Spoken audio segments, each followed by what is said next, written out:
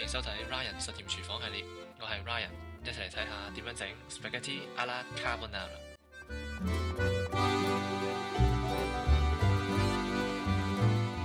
呢個食譜我哋會用 Spaghetti， 而 Spaghetti 咧係 pasta 嘅一種，亦都有其他嘅 pasta， 例如 penne、linguine、fusilli。如果你唔想食 Spaghetti 或者你冇 Spaghetti 嘅，可以用 linguine 代替。之後我哋需要 guanciale， 就係醃過嘅豬面豬墩嘅肉。咁咧呢一種肉醃過，所以有鹹香，同埋佢仲有好多嘅脂肪喺入邊。如果揾唔到呢一種肉嘅話，可以用 bacon 代替，但係最好就用 guanciale。之後我哋仲需要4隻蛋同埋 Parmigiano Reggiano。攞好材料，我哋開始煮熟。首先呢，我哋有 guanciale 冇錯啦。guanciale上面呢有豬皮，要先切咗佢。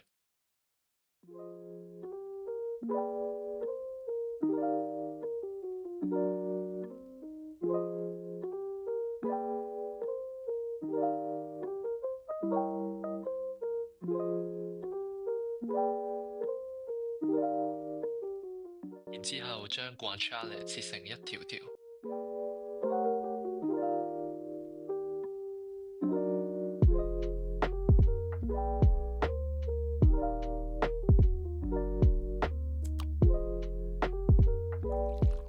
條搞掂，之後打4隻蛋，其中3隻淨係留蛋黃，唔要蛋白。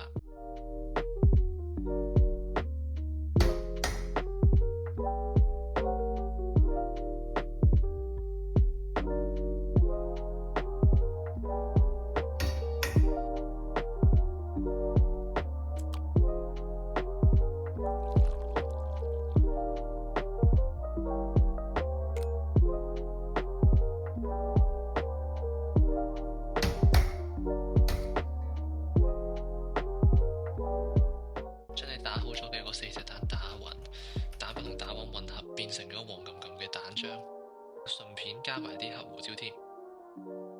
之後就係磨芝士嘅工序，要將芝士磨成粉，先至可以同蛋漿溝得埋一齊。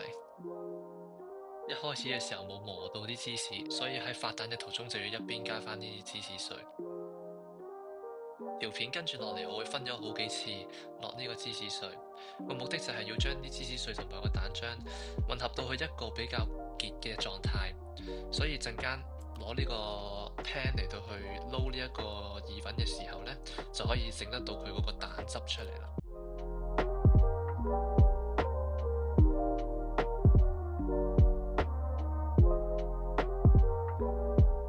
一路重複呢一個過程，去到最尾我大概係加咗半磚嘅 Parmigiano Reggiano， 而呢一磚嘅 Parmigiano Reggiano 係250 gram 嘅，所以就即係落咗材料所寫嘅120 gram 嘅 Parmigiano Reggiano。2,000 years later。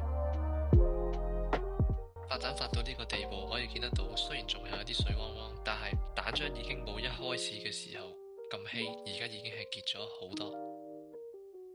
如果你想呢一個蛋漿變得再結一啲，用個 pan 嚟到去撈個意粉嘅時候呢，方便用意粉水撞到個蛋汁出嚟，咁你就再加多啲芝士，咁會變得再結一啲。蛋漿搞掂，我哋準備煮意粉。正常熟1分鐘，硬少少嘅9分鐘，但係呢，自己煮嘅話呢，通常呢就會煮佢正常熟嘅一半時間，另外一半嘅時間呢，就會將啲意粉放喺個 pan 嗰度呢，然之後同其他你煮嘅材料撈埋一齊啦。頭先切好嘅 guanciale落鑊。5 minutes later。煎到佢哋表面金黃，有少少燶就 OK 啦。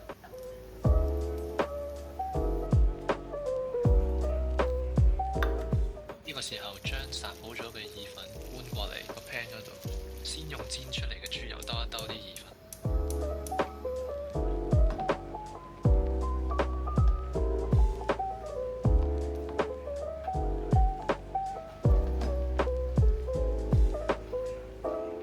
呢個時候將攪好咗嘅蛋汁加落去啲意粉度，可以留意嘅係個平底鑊喺而家呢一刻呢，佢離開咗個火源，就係怕個平底鑊餘溫太熱而一下子煮熟咗個蛋，咁你就會冇咗個蛋汁嘅效果。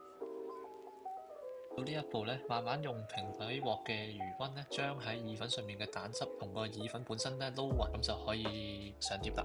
夠鹹嘅話，就喺呢個時候落翻啲鹽調味。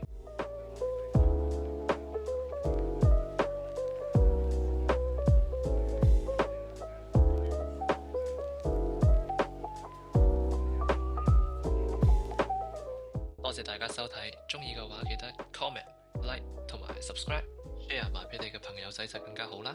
我哋下條片再見。